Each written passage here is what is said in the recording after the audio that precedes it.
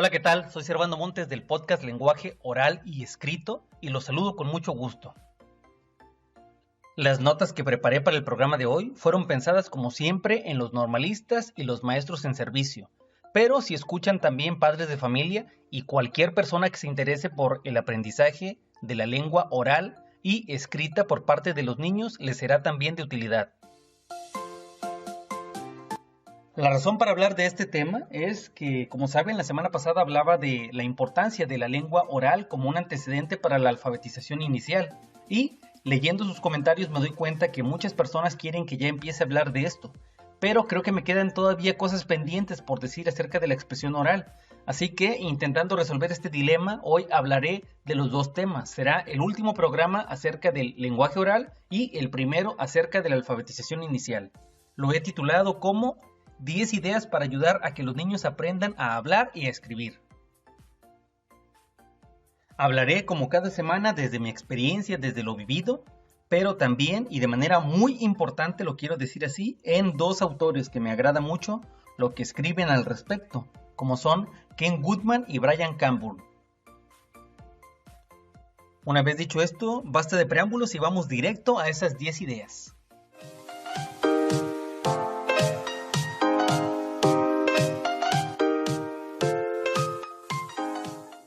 Idea número 1, inmersión. Los niños aprenden a hablar debido a que escuchan constantemente palabras, es decir, sus padres cuando se comunican entre sí, cuando se dirigen a él o a ella, escuchan hablar a los personajes de las caricaturas, de los programas de televisión, escuchan hablar a las personas en la calle. Todo eso proporciona a los niños una avalancha de palabras en su forma oral. La pregunta sería, ¿cómo traducir esas experiencias de la lengua oral a la lengua escrita? La respuesta sería fácil, imitándolas, es decir, deberíamos sumergir a los niños en un montón de opciones de palabras escritas.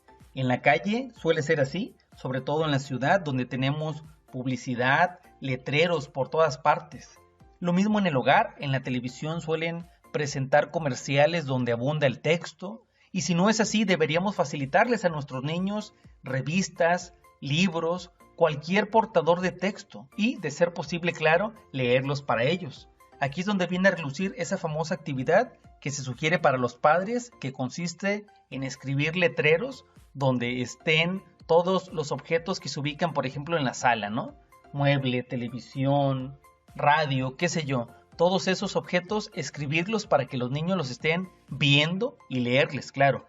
Así se cumple esa condición de la lengua escrita. La segunda idea que funciona para la lengua oral y que debería replicarse para la lengua escrita es la demostración. Yo lo entiendo como dar ejemplos de uso constantes a los niños. En el caso de la lengua oral, cuando se le da un objeto, se le dice juguete, muñeca, carrito, o bien cuando se le habla a una persona. Por ejemplo, yo sé de una niña que escuchó a su mamá nombrarle amor a su esposo, al papá de la niña, y posterior a eso la niña empezó a nombrarle amor, es decir, porque tuvo esa demostración. Y en el caso de la lengua escrita tendría que ser similar, deberíamos darles muestras constantes de cómo se les puede escribir, ¿no? Si ellos tienen interés, por ejemplo, de escribir los nombres de sus personajes favoritos de una serie, de una caricatura, tendríamos que ayudarlo. Si quiere mandar un mensaje escrito a un compañerito, a un amigo, a un familiar, también deberíamos facilitarle. Es decir, darles constantemente esas muestras de lectura y escritura. La tercera idea es expectativa. Esta, referida tanto a la lengua oral como escrita, indica tener una confianza plena en que los niños aprenderán en su momento, a su tiempo, a hablar y lo mismo a escribir.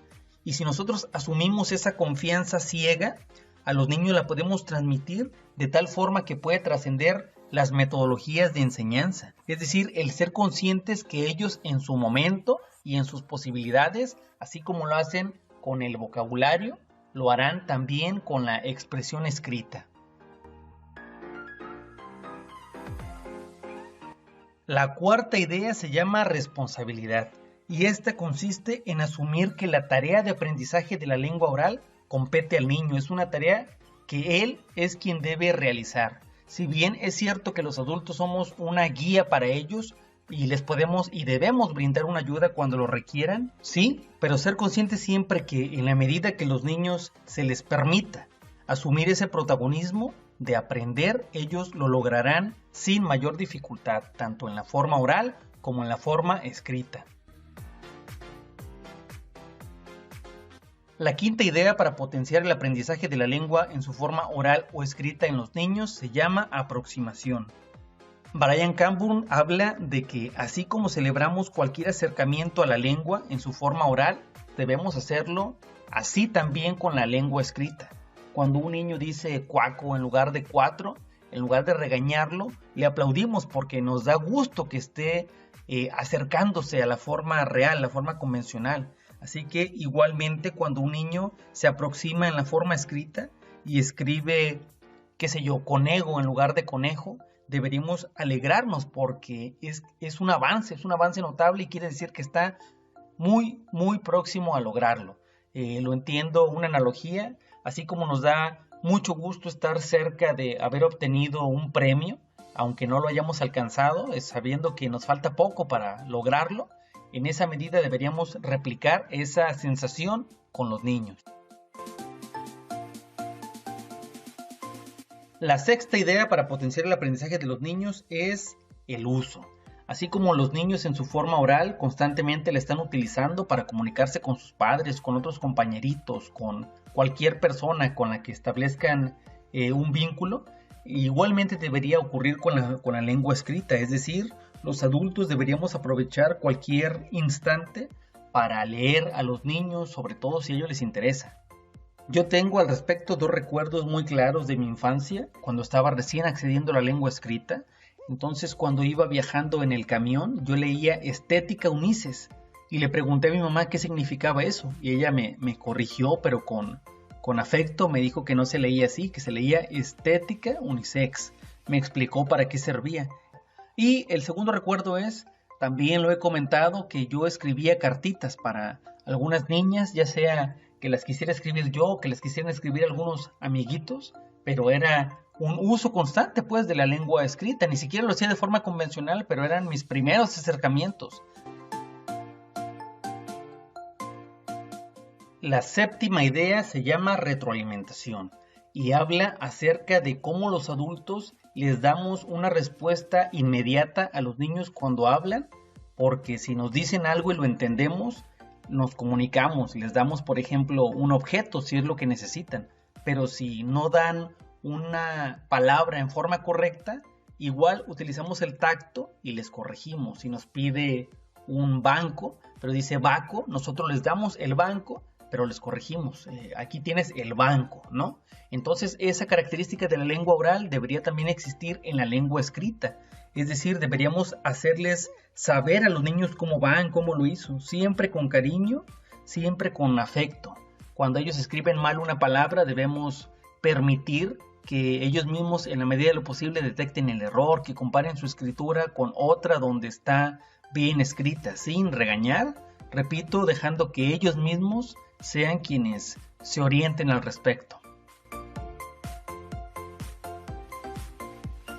La octava idea yo la llamo como dar difusión a los logros de los niños, ¿no? Así como en la lengua oral constantemente estamos platicando a otros, sobre todo a nuestros familiares, de cómo los niños se aventajan en la lengua oral, igualmente debería ocurrir en la lengua escrita.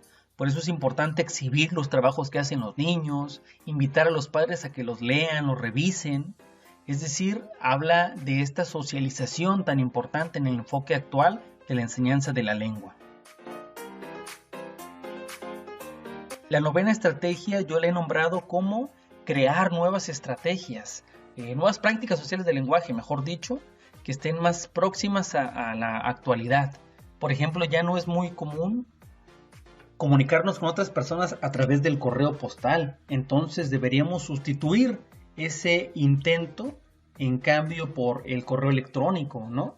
O bien utilizar las posibilidades del video para leer junto a los niños las letras de una canción o explicarles para qué sirven los botones del control remoto. Es decir, prácticas muy actuales y en uso, prácticas que tengan sentido para los niños, que no sean absurdas o que no queden nada más en lo anecdótico de algo que se hacía pero ya no. La 10ª idea la he nombrado como respeto a la individualidad. Porque si bien es cierto que estas sugerencias y todas las que doy en los podcasts son de manera general, debemos tener muy presente que no todos los niños son iguales.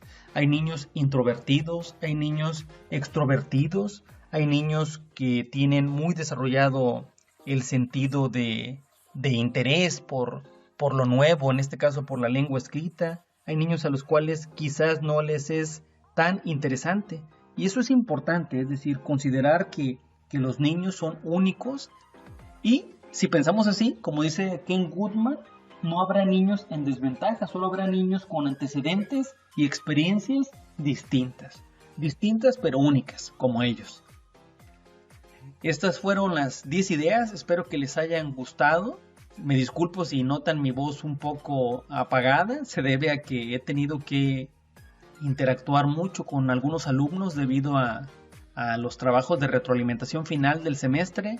Entonces estoy un poco agotado de mi garganta por tantas videollamadas. Estoy cayendo en algo que me he quejado con otras personas, que es las reuniones en exceso, las reunioncitis agudas, como les digo. Pero bueno, quizás no debían saber de esto último, ya se los comenté, ni modo. Les envío un saludo, esperando que se encuentren muy bien en esta reactivación de actividades, en esta nueva normalidad. Espero que me envíen sus comentarios, sus sugerencias y que me digan sobre qué tema específicamente les gustaría que se hablara el próximo miércoles, la próxima semana.